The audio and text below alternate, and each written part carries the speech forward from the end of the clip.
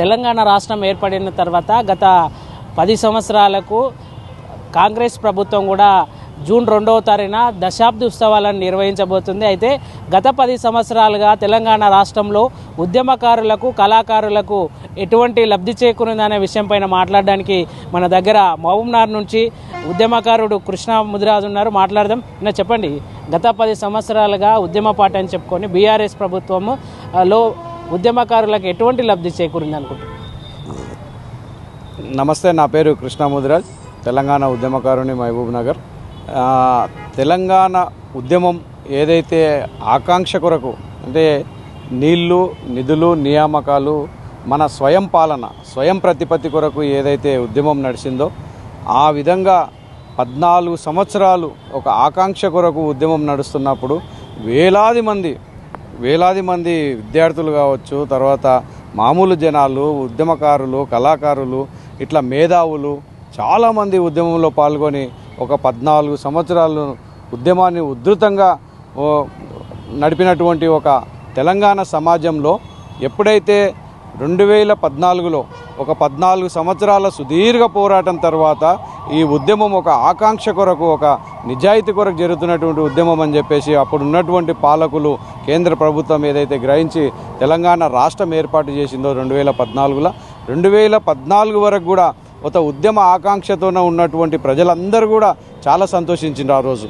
ఎందుకంటే మేము ఒక ఆకాంక్ష కొరకు, ఒక న్యాయమైన కోరిక మేరకు మేము ఉద్యమం చేస్తే దానికి తగ్గట్టుగా ఈరోజు రాష్ట్రం ఏర్పడింది. ఖచ్చితంగా మా ప్రతిఫలాలు, మా స్వయం పాలన, మా నీళ్లు, మా నిధులు, మా నియామకాలు అన్నీ కూడా మాకే ఉంటాయని చెప్పేసి చాలా సంతోషించడం జరిగింది. కానీ ఎప్పుడైతే ఈ బీఆర్ఎస్ పార్టీ ఎప్పుడైతే అధికారంలోకి వచ్చిందో, 2014లో ఎప్పుడైతే అధికారంలోకి వచ్చిందో అప్పుడే కేసీఆర్ గారు పంతా మార్చుకోవడం జరిగింది. ఇది ఉద్యమ పార్టీ కాదు, కేవలం రాజకీయ పార్టీ, రాజకీయ పార్టీ అని చెప్పేసి ఎప్పుడైతే ఆయన అనౌన్స్ చేసిండో అప్పుడే ఆశల మీద నీళ్లు చల్లినటువంటి తెలంగాణ ప్రజలందరూ కూడా చాలా బాధపడ్డారు. సంక్షేమ ఫలాలన్నా ఈ మామూలు ప్రజలకు, ఉద్యమకారులు కాకపోయినా సమాజానికన్నా సంక్షేమ ఫలాలు అందుతాయేమో అని చెప్పేసి కూడా అనుకున్నాం. కానీ అటువంటిది కూడా ఏమాత్రం పూర్తి స్థాయిలో అందలేదు. కేవలం కొంతమంది పెట్టుబడిదారులను, కొంతమంది నాయకులను మాత్రమే బాగుపరిచిన సందర్భం తెలంగాణ రాష్ట్ర ప్రభుత్వంది. కనుక ఆయనకు తగిన బుద్ధి చెప్పి, శాస్తి చెప్పి తెలంగాణ రాష్ట్రానికి నువ్వు దూరంగా ఉండాలని చెప్పేసి ఎన్నికల్లో తగిన బుద్ధి చెప్పడం అయితే జరిగింది. అయితే గత ఎన్నికల్లో బీఆర్ఎస్ పార్టీకి ఓట్లతో బుద్ధి చెప్పి వాళ్ళని కాంగ్రెస్ పార్టీని గద్దెనెక్కించినటువంటి పరిస్థితి అయితే కనబడుతుంది. అదేవిధంగా రేపు జరగబోయే జూన్ 2వ తారీఖు జరగబోయే దశాబ్ది ఉత్సవాల్లో భాగంగా ఉద్యమకారులందరూ కూడా ఆహ్వానం పంపినామని కాంగ్రెస్ ప్రభుత్వం చెప్పబోతుంది. మీకు ఆహ్వానం వచ్చిందా, లేదంటే ఈ కాంగ్రెస్ పార్టీ చేపట్టినటువంటి ఉద్యమకారుల పట్ల హామీలను ఎట్లా చూస్తున్నారు?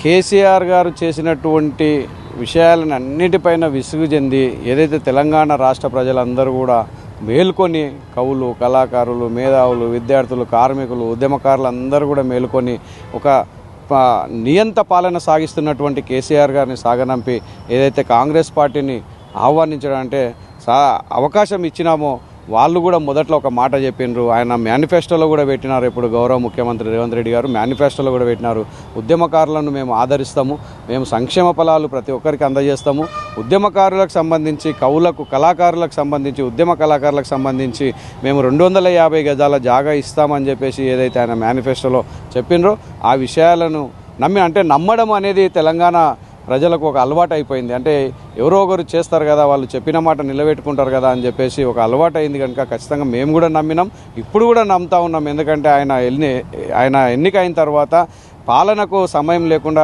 ఈ ఎలక్షన్లోపు ఉంటే ఈ 6 నెలల టైం మొత్తం గడిచింది కాబట్టి ఇప్పటికైనా నమ్ముతా ఉన్నాము. రేపు భవిష్యత్తులో ఉద్యమకారులకు అందరినీ కూడా ఆయన న్యాయం చేస్తాడని చెప్పేసి, అట్లాగే ఉద్యమకారులకు సంబంధించి స్వతంత్ర సమరయోధులుగా గుర్తించి ఈ ప్రయాణ సౌకర్యాలు, రైలు ప్రయాణం కావచ్చు, బస్సు ప్రయాణం కావచ్చు, దాంట్లో సబ్సిడీ కానీ, తర్వాత ఉద్యమకారుల పిల్లలకు సంబంధించి ఫీజుల విషయంలో కూడా కొంత వెసులుబాటు కల్పించాలి.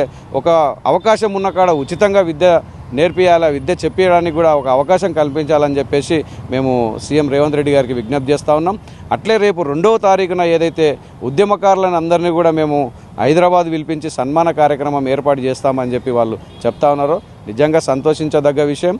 సో ఇది మొత్తానికి అదేవిధంగా తెలంగాణ రాష్ట్ర ఉద్యమం అంటేనే ఆటాపాట, అటువంటి పాటలతోటి ఎంతోమంది కళాకారులు కూడా